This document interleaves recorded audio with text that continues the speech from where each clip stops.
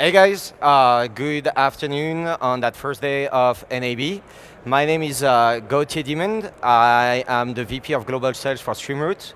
I have a background in CDN, so video CDN. I was the Director of Solution Architecture at Level 3 for 9 years before moving to the startup world 2 years ago. So I'm going to talk about what we do at Streamroot, which is video content delivery using WebRTC peer-to-peer.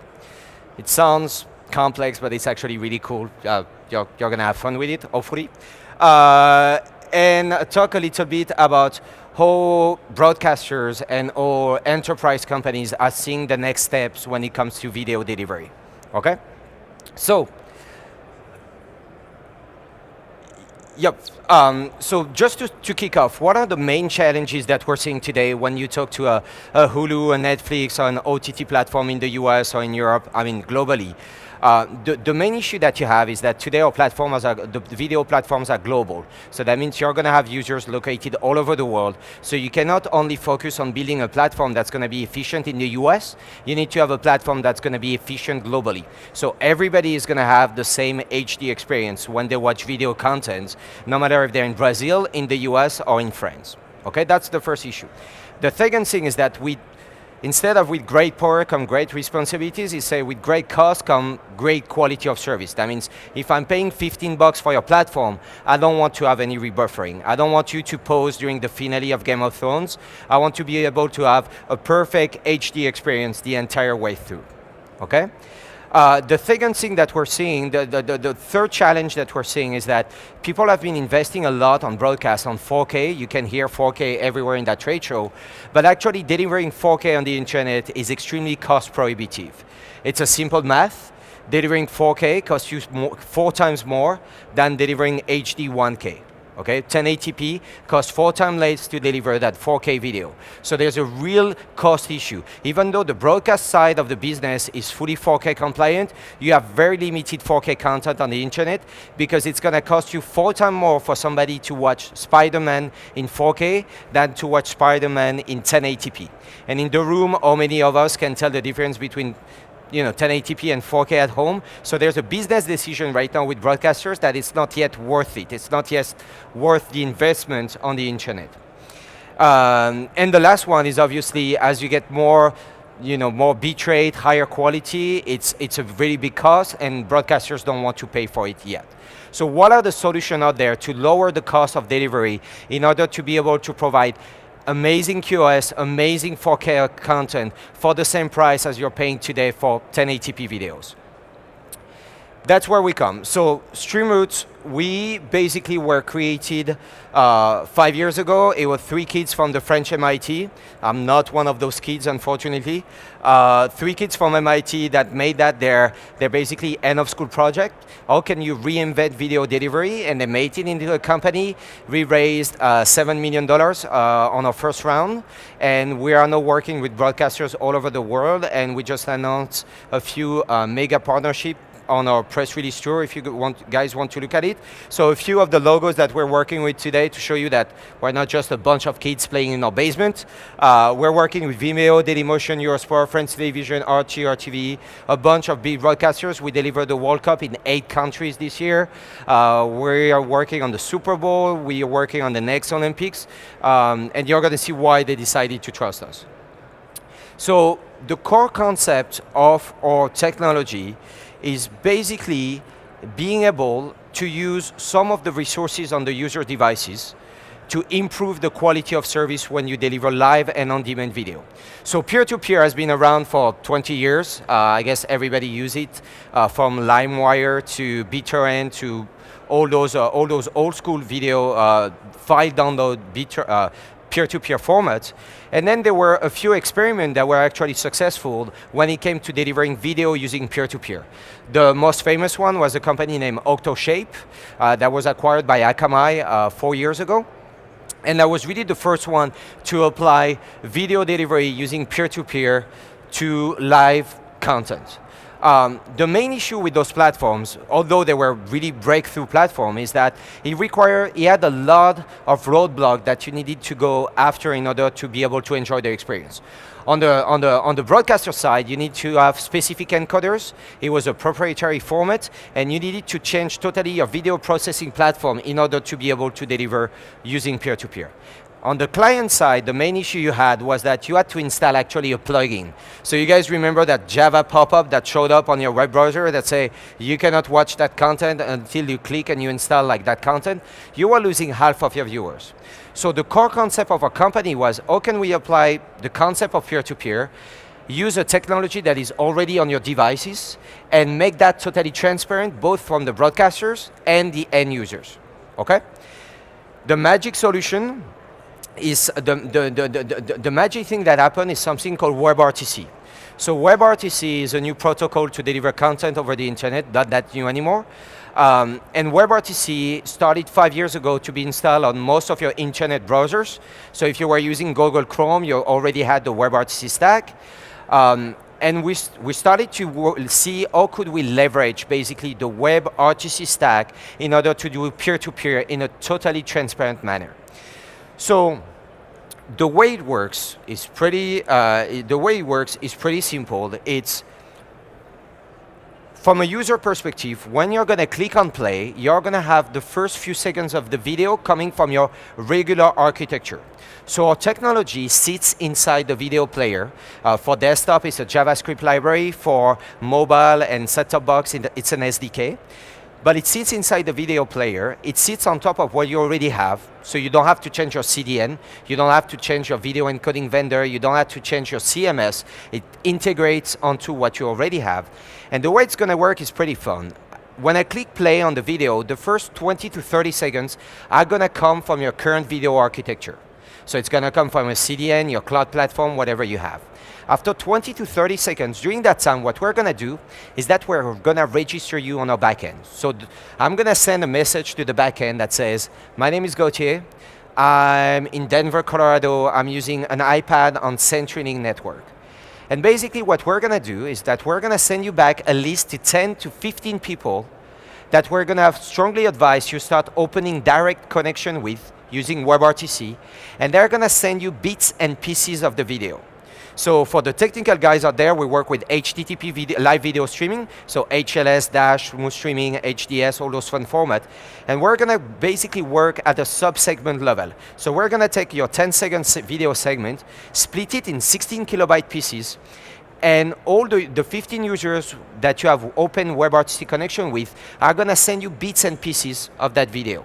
Okay, really straightforward. We are an hybrid solution. What that means is that, as I mentioned, you're going to keep your current CDN because the way we took the approach of peer-to-peer is on a QoS base. That means that we're not going to change the latency that you have on your video. We're not going to push all the traffic through peer-to-peer. We're going to do what's called a performance load balancing. We're going to look at your current CDN or your current delivering architecture. We're going to look at the speed that we have from the peers, and we're going to go to the fastest one. Okay? To give you a little bit of an idea of metrics, on live event, we're going to get 70% of the traffic on average delivered using peer-to-peer, 30% with your current architecture, and it's higher with VOD because VOD, you have a longer buffer, you have more time to do peer-to-peer. So on peer-to-peer, we're going to be between 80 and 90% offload. Okay? But once again, the peer approach is not an approach that is based on cost saving, even though it saves money, it's kind of like a side plus. But it's really based on QoS. It's like, here's the servers that you have, here's the peers, which one is the fastest? If the peers are faster, we're going to go there and we're going to improve the QoS. There are two metrics that we improve, the rebuffering ratio and the average bitrate watch. So I'll get into that a little bit more. A few questions. Why are we using WebRTC? Basically because it's transparent and it's already there on your user devices. So all the broadcasters that trusted us, you don't have to require any changes for the end user. They just load their web page. The library is going to be within the video player, and they're doing peer-to-peer without having to change anything. Okay? For the tech out there, we're using the data channel of WebRTC. It's different from low latency, so you're going to hear a lot of things about WebRTC at NAB. There's the low latency WebRTC that you use for like one-to-one communication like Skype and Google Hangout. And there's what we do, which is the data channel, because we're sending 16 kilobyte files, if you want, that are actually video, and we're using the data channel. So our technology does not apply to low latency. You need a tiny bit of latency in order to have a video player buffer in which we're going to be able to do peer-to-peer. In our case, I think we've set the threshold at 6-second latency. That's what we need to be able to make sense. Below that, there's no point in using peer-to-peer. So what I was telling you, it's kind of the summary of what I was telling you about the user experience. So the first few segments come from the CDN, then we register you on the back end, and we send you a list of 10 to 15 users that you're going to connect with. All our patents are about how do we select those best 15 users, and why 15 users? Because after that, your CPU start to struggle a little bit. There's only a certain number of open connection over WebRTC that you can have on your device that don't impact the battery life and that don't impact the user experience and your experience on the device. So 10 to 15 is really the sweet spot. So what are the main advantage of using peer-to-peer? There's a few things. There's a cost component, obviously, because we don't have data centers and we don't have a backbone and we don't have to deploy 90,000 servers all over the world. The cost structure is much more advantageous. We actually work with a software license. So we don't charge you on per gigabyte basis. We work on a software license that gives you unlimited streaming. So if you can take 70% of your CDN cost applying to a software license that's going to be 5 times less than that and deliver the same quality and actually improve the same quality, it's really useful. The other thing that we're going to do is we're going to improve the QoS. So to give you numbers, in the US and in Europe, you're going to see 10 to 17% decrease in rebuffering events and the same amount in higher bitrate watch. But as soon as you move to region that don't have the same CDN coverage as the US, think Latin America, think Asia, think Australia, New Zealand, you're seeing metrics in the higher 50%. So for example, in Brazil, when you activate our technology compared to your current CDN, and I'm talking to tier 1, the big ones, you're going to see a 50% drop in rebuffering ratio, as well as a 50% increase in average bitrate watch. And the reason is pretty simple, it's physics. If the content is coming from my neighbor in the same building or in the same office, it's going to be much faster than going to a data center in Buenos Aires that is 1,000 kilometers away, okay? The last thing that we do is that the peer-to-peer, if we take 70% of the capacity during a live event, that's that much capacity that you're going to have available for the live event. The biggest issue in live event today is your CDN or even several CDN reaching peak capacity. So you have the capacity on the CDN, but you also have how much peering do they have into the ISP, right? It's cool that you have like a really big pipe, but you need to feed it into a much smaller pipe, like your peering point. Even though your CDN has 20 terabits per second of capacity, it's not going to help you if there's only like 1 gig open to the ISP. So what we do is by doing the peering smartly and keeping the peer-to-peer inside the ISP network, we can decrease the load on the peering point by 70%, and that's much capacity that you have to deliver traffic during a live event. So a lot of the big broadcasters we signed started with us as live event, as a safety mechanism, basically. They're like, I'm going to have you guys, and if my CDN dies, I'm going to be able to leverage peer-to-peer. And you can see that we're offloading 75% of the traffic, and then they use us every day. We go on 24/7 and then we go into the VOD library. It's really the sales process that we have, okay? A few case studies. So what I was telling you about, this is what delivering the World Cup with us looks like. You can see everything in blue is the traffic delivered by the peer-to-peer.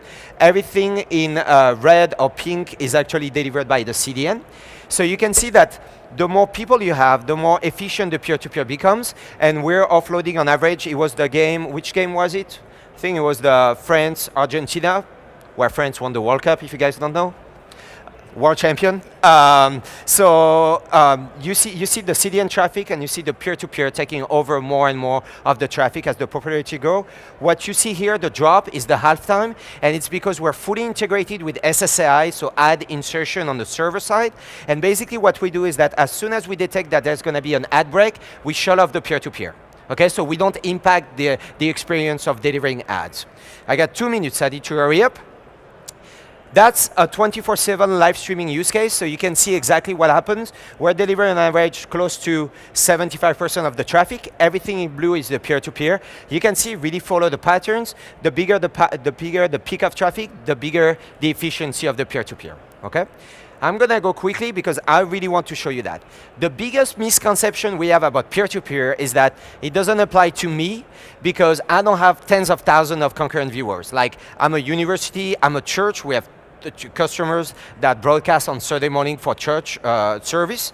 And what you see here is a data report of our customers that show the number of concurrent users that you need to have and the efficiency, so the percentage of the traffic we're gonna offload of peer-to-peer. We consider ourselves efficient when we can offload half of the traffic. So half of the traffic is delivered by peers. And you see that the sweet spot is around 15 users. And that's the beauty of WebRTC and the version 2.0, if you want, of peer-to-peer video delivery, is that you don't need that many users to leverage the benefit of the technology. 15 users, we're gonna take half of your traffic, okay? The performance improvement, I think I have 30 seconds before I get kicked out. So performance improvement, what I was telling you, rebuffering 17% in the US, bitrate plus 12%, and as soon as you go to LATAM, here it's Brazil, you see minus 32% less rebuffering event, so you make a key difference. And once again, it's a technology focused on QoS improvement. Last thing, unlike CDN, where the bigger the peak of traffic, the lower the quality becomes, peer-to-peer is the exact opposite, right? So the more people you have, the better the user experience will be, so it really grows with your traffic. Finally, and I'm done, the integration process. For the JavaScript library, it's literally 5 lines of code that you need to put in your video player. It's done in 20 minutes. Where you're testing locally in an hour, and then within 3 hours, you're in production, and by the end of the day, you have a full production rollout. So once again, it's not like a CDN or a cloud migration where you have to have your team and say, for 2 weeks, we're gonna be dedicated to that. It's really done within the day. It's really simple, okay? A bunch of all our partners, all the security solution we're integrated with, all the CDN, all the video player, basically everybody is the way to summarize that. The 5 line of codes that I was telling you about, all the platform covered, HTML5, Android, Apple, set-top box, tvOS, Chromecast. We're working on PlayStation and Roku right now. Fully compatible with all the DRM, the security features that you have. Bottom line, our customers are broadcasters, so they have DRM, encryption, AES encryption, token authentication, geo-blocking. We don't impact any of that. Finally, that's it. So we're on the booth right there. 11110, it's like binary, it's super easy to remember. 11110, right there. If you have any question, come see us. We'll be more than happy to give you more demos, show you how it works, and that's it. Thank you.